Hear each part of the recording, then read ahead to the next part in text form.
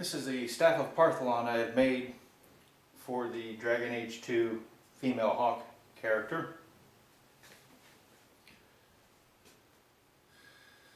Most complex end right there, we'll get to that in a moment, but what I did on this end here, I actually started out with two halves of foam, cut them to the pattern, used a Dremel tool to cut this out, the notch here.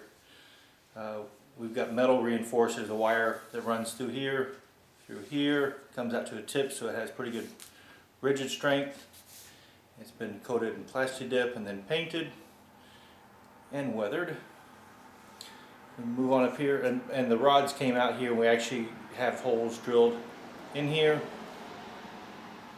for the blade to come in and get glued. We use Gorilla Glue on that.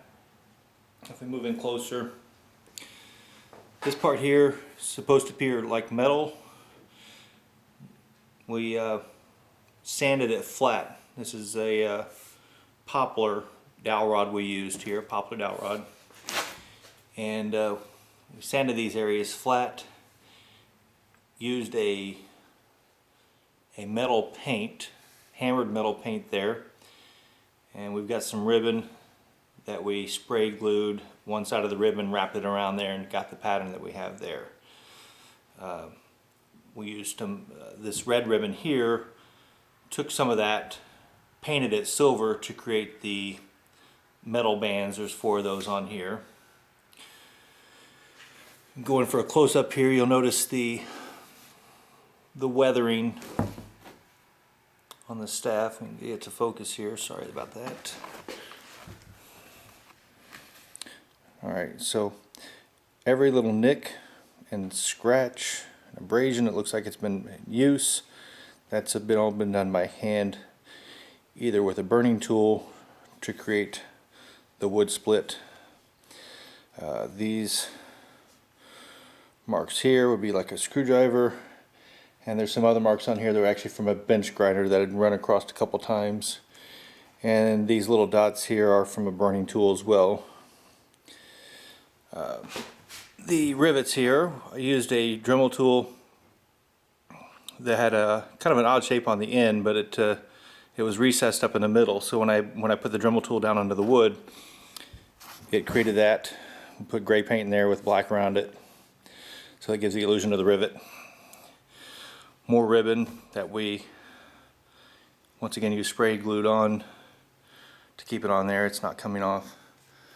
The wife did a tremendous job on doing the weathering effect on here. Poplar wood is a very, very white wood, so after the stain and adding the dark to weather it, that's what we ended up with here.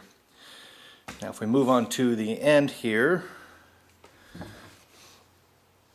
this was created with epoxy sculpt.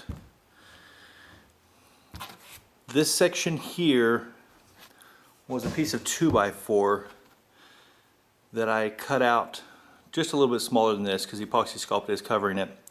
I did drill some holes into the epoxy sculpt, or I'm sorry, into the wood, the 2x4, and I put in some of this oxygen-free copper wire for power, for amplifiers for cars. I had some of that laying around, so I Gorilla Glued that into the holes into the wood.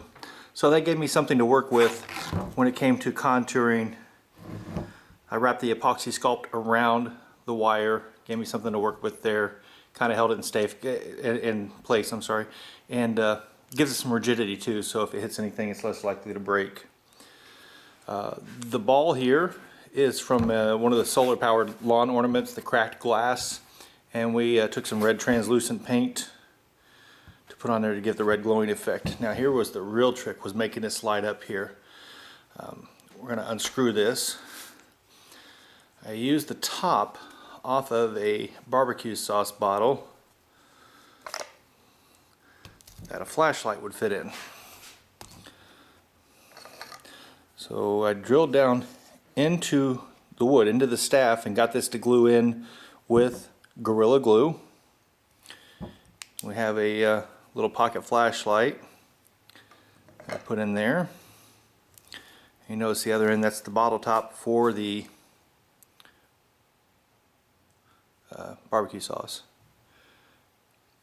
And we just drop that on there, screw it back in place, and that's how we get the lighted globe effect.